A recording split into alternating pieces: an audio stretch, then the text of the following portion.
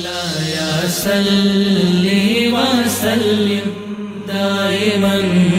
ابدا على حبيبك خير الخلق كلهم۔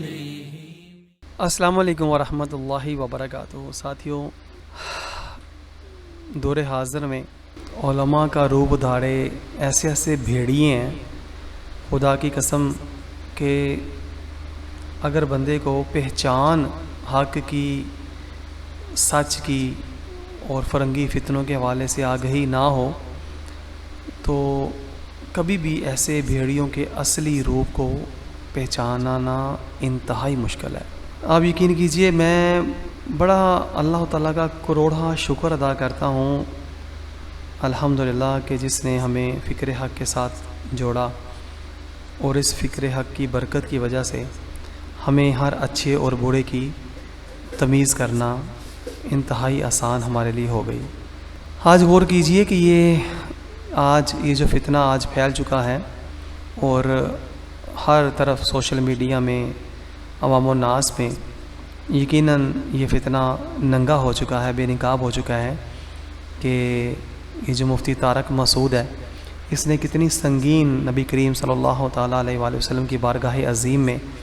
گستاخی کی، اور اللہ رب العزت کے الہامی کتاب اللہ تبارک تعالیٰ کے کلام بابرکت میں اس نے جو اللہ تعالیٰ معاف فرمائے کس قدر گستاخانہ جو جملے بولے،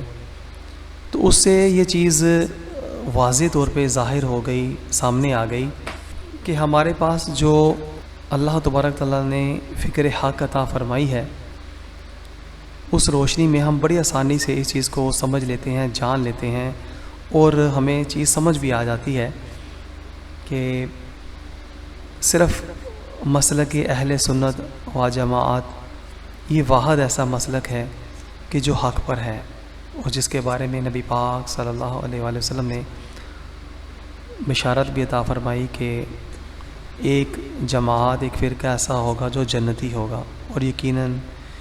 اللہ تعالیٰ کے فضل و کرم کے ساتھ یقین کیجئے ساتھیوں، وہ یہی ہے کہ ہم لوگ تصور اپنے جو تصور ہے نا، اس تصور کے بھی تصور میں اس بات کو کبھی سوچ بھی نہیں سکتے کہ ہم اللہ تعالیٰ کے بارگاہ اقدس میں یا نبی کریم صلی اللہ علیہ وآلہ وسلم کی ذات بابرکت میں،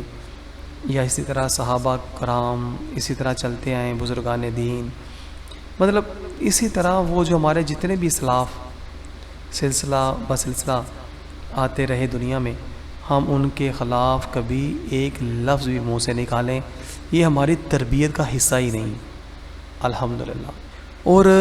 کتنا آسانی کے ساتھ اگر کوئی بندہ تھوڑی سوچ اور فکر اور اپنی عقل کو تھوڑا استعمال کرے تو غور کرے گا کہ جتنے بھی بد دین اور بد مذاہب ہیں، یہ کس طرح دیدہ دلیری کے ساتھ اور کس طرح بے باکی کے ساتھ منہ سے الاپ شلاب بکتے رہتے ہیں، اور کتوں کی طرح بھونکتے رہتے ہیں، اور اپنے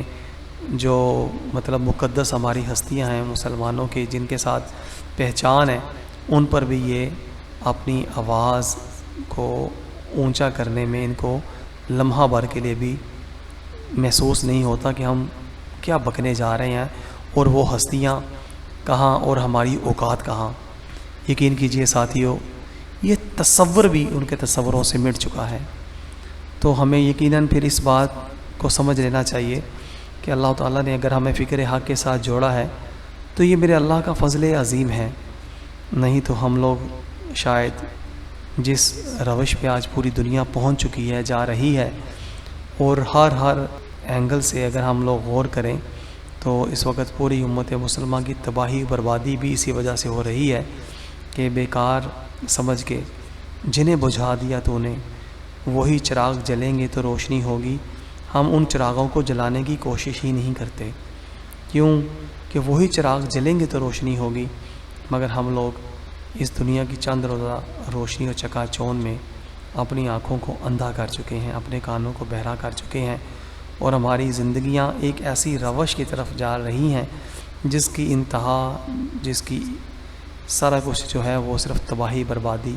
اور ذلت و رسوائی کے سوا کچھ بھی نہیں ہے۔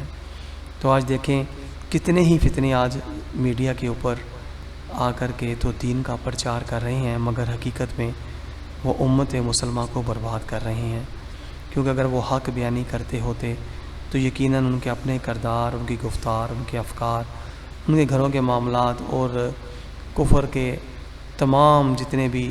آج تانے بانے ہمارے ارد گرد بنے جا چکے ہیں وہ ان کی مخالفت میں پیش ہوتے، مگر کبھی بھی ہم نے ان کے منہ سے نہ خیر کی بات سنی، نہ کفر مخالفت کی بات سنی، اور نہ کوئی اور معاملات میں ہم لوگوں نے ان کی آواز کو بلند ہوتے سنا۔ اللہ تعالیٰ اپنے حبیب کریم صلی اللہ علیہ وآلہ وسلم کے صدقے ہمیں استقامت پہ دین عطا فرمائے، دین حق پر ہی چلنا اور دین حق پہ مرنا ہمیں اللہ تعالیٰ عطا فرمائے، اور ایسے ناسوروں سے ہمیں اللہ تعالیٰ بچائے کہ جو بے دریغ کتوں کی طرح ہمارے اسلاف پر، ہماری مقدس ہستیوں پر بھونکتے ہیں اور ان کو پتہ ہی نہیں چلتا کہ ان کے منہ سے کیا بکواسات نکل رہی ہیں۔ بے شک بے ادب، بے مراد، با ادب، با مراد۔ اجازت دیجیے، السلام علیکم۔ ساتھیو سبسکرائب، شیئر اور لائک ضرور کیجیے گا۔ جزاک اللہ خیر۔